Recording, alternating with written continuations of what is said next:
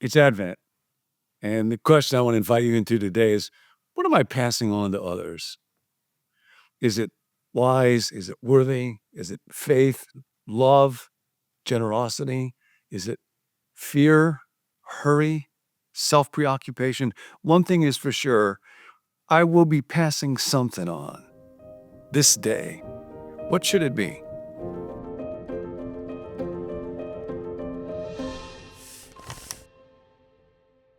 We're going to read together in this Advent season the beginning of the Gospel of Luke, the story of the coming of Jesus. His introduction is unique among the Gospels. This is Luke chapter 1, the first few verses. Many have undertaken to draw up an account of the things that had been fulfilled among us, just as they were handed down or passed on to us by those who were from the first eyewitnesses and servants of the word. With this in mind, since I myself have carefully investigated everything from the beginning, I too decided to write an orderly account for you, most excellent Theophilus, so that you may know the certainty of the things you have been taught. Of all the Gospels, only Luke writes this little prologue explaining what and how and why he did what he did. You might wonder with Luke, how did he come to write this Gospel? What was going on in his mind when he wrote it? Did he just dash it off on a Saturday afternoon, and had his wife been pestering him to put something down? Did he know that he was writing the Holy Bible? I don't think so. What he knew was that he was stewarding a great treasure. That little phrase, passed on, is actually a technical expression. Great New Testament scholar Ken Bailey, who lived for 30 years in the Middle East and was a very careful student of Middle Eastern village life, talks about this process. That even to this day in many of the isolated villages, he learned what illumines what happened in the ancient world. In a village, if something was not terribly important, what he called rumor transmission would just let it fly. People do that nowadays, kind of like the game telephone. You never know how the information is going to end up getting distorted. But there would be certain traditions or certain teachings that a people would want to have passed on carefully. They were an oral society, but they had very careful ways of doing this in the ancient world. And there would be an authorized storyteller or teacher, and then there would be a student, a recipient. And that technical expression is this material would be passed on or handed down from one to another. And to receive it meant that you had to digest it thoroughly enough. You had to actually memorize it to a certain degree so that it could be taught and explained to other people as well. We see the same language in the Apostle Paul when he says in 1 Corinthians 15, "For that which I received, I also passed on to you as first importance, that Christ Jesus died for our sins according." So this is material that Luke is very careful about. He understands that he has been given a great treasure, and he wants to pass it on to people quite well. There's another phrase here that's a real important one, that this was handed down by those who from the first were eyewitnesses, and then they became servants of the word. We see that little phrase again in Acts chapter 1, after Judas Iscariot has killed himself, and the disciples have to choose a new disciple, and they say it's got to be somebody who was with us from the beginning of Jesus' ministry. And we see it again in John 15, verse 27. Jesus says to his disciples, after I'm gone, "You must testify about me, for you have been with me from the beginning." In other words, what you have experienced in your life, especially if you have experienced God and goodness and love as it has come uniquely through Jesus, you are to be a steward of that. So now the question is, what am I passing on? Am I passing on the gift of ultimate connection? I was with my wife last night, actually, and she was giggling. She was watching this video. I was reading something, and I couldn't concentrate. So eventually she sent it to me. And some guy, I don't know if he's a psychologist or what, but he took the skull of a man's head. This is this one that I happen to have nearby. And he said, a man's brain is like this. It's filled with boxes, and every box contains a little discrete piece of information. There's a work box and a car box and a home box and a hobby box, and they're all separate from each other. So if you ask the man a question, he goes into his skull and he gets out that one box. He's very careful not to look at or touch any other box, doesn't want to think about another box, tells you about that box, and then very carefully puts it back. His favorite box is his nothing box. Men can think about nothing. When you ask him, what are you thinking about? Nothing. They love that. And then he took a woman's skull and he said, now, a woman's brain is like wire that's all clumped and massed and interwoven together, and everything is connected to everything. The car is connected to the kids, is connected to what am I going to wear, is connected to who's seeing who, is connected to my work. It all is connected, and it all matters. It all tends to be charged with emotion. And that's why women can remember everything. And men can't remember hardly anything because they just don't care. Now, that may be neurosexist. It is certainly highly stereotypical, but it is kind of interesting. Nancy sent me that video and she's just been giggling over it. And I was in my reading box, so I didn't want to be interrupted with this other box. My wife literally came over to me and sat her body down next to me and said, "Be with me."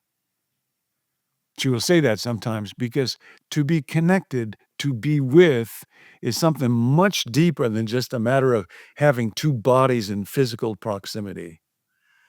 It is a matter of connecting, of paying attention, of being aware. God made us for connection with one another, supremely with Him, with ourselves, the interior of our own lives, with the world around us, with its beauty, with our task, this moment right now, for me to be connected with God and in some way with you. Larry Crabb wrote these remarkable words. When two people connect, when their beings intersect closely, something is poured out of one and into the other that has the power to heal the soul of its deepest wounds and restore it to health. And now this brings us especially deeply to the one person above all, Jesus in Advent. The one who receives experiences the joy of being healed. The one who gives knows the even greater joy of being used to heal. Something good is in the heart of each of God's children that is more powerful than everything bad.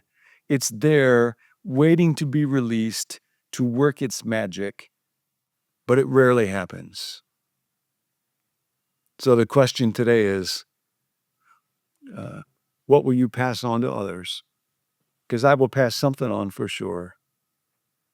And too often it's not being with, it's not connecting. I have a little 2-year-old friend who said to her parents twice on a recent day, I'm going to go to this room because I need my space. 2 years old. Now, from whom was that passed down? And I hope it was not, but I'm afraid it might well have been me. It's not a bad thing to learn that you need your space, but if all I have is space, I never connect.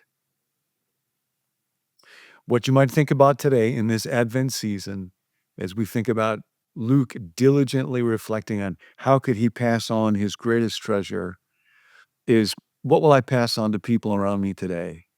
How can I be connected with God? And then it may well be through a tradition or memories or a kind of a ritual that I want to establish with people that I love. For many, many years, when it was Christmas time, I would read a short story by O. Henry. You may well know about it, The Gift of the Magi, to my kids, to two of my children. The third would want me to read maybe a computer manual, but that was about it. But to the other two, although one of them went on to lie in college and say that I would read my own books to my own kids, which I never did, I would read that. It's the story of Jim and Della, a young impoverished couple who desperately want to give something wonderful to each other. They have two objects of great worth, her long, beautiful, lustrous hair and his heirloom watch.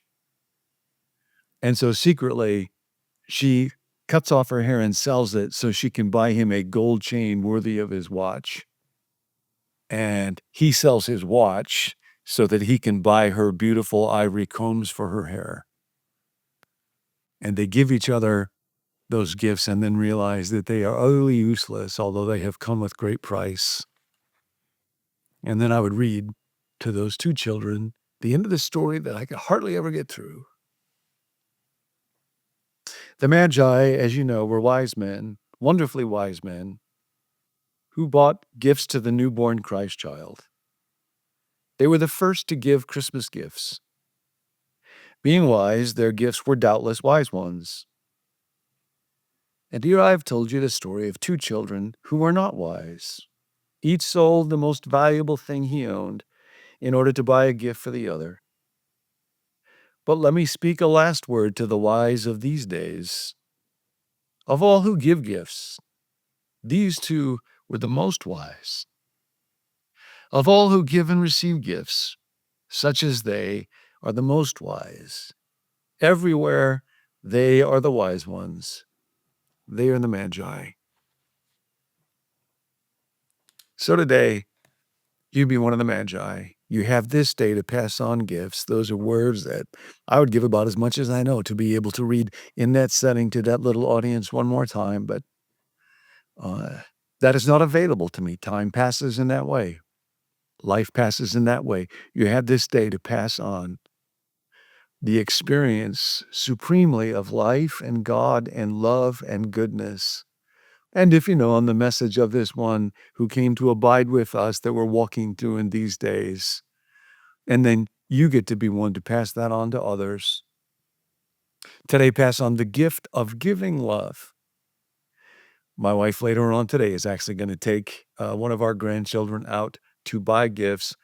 These not for that grandchild. No, you don't get anything, but for other children who otherwise might not receive a gift on Christmas, so that the generosity of that great heart built up over so many decades might get built up a little bit more now into a little 6-year-old heart. That is the gift of the Magi. You have the treasure today of being able to pass on something wonderful. Once Luke did, our whole faith has just been passed on like that from one person to another, one generation to another generation. This is your day. Be deeply connected. See you next time. Hey, thanks for joining us. My name is Tim, and I'm a part of the team here at Become New. Be sure to subscribe so you don't miss any future videos from John, and you might like to know that John has hundreds more videos just like this one at our website, becomenew.com. You can go to the library there and browse and find something that might speak to you right now. You can also sign up for the email that goes along with each video there, or to receive a text alert whenever a new video is released. We wanted to let you know too that John's releasing a new book this February titled Steps, and we're really excited about it. You can pre-order that book at Amazon if you're interested, or if you want to just find out more information, you can do that at becomenew.com/steps. If you've got a prayer request, there's a group of us that meet each weekday, Monday through Friday, to pray for viewers just like yourself. You can send us that text request at 855-888-0444 or at our email connect@becomenew.com. Thanks for joining us. We'll see you next time.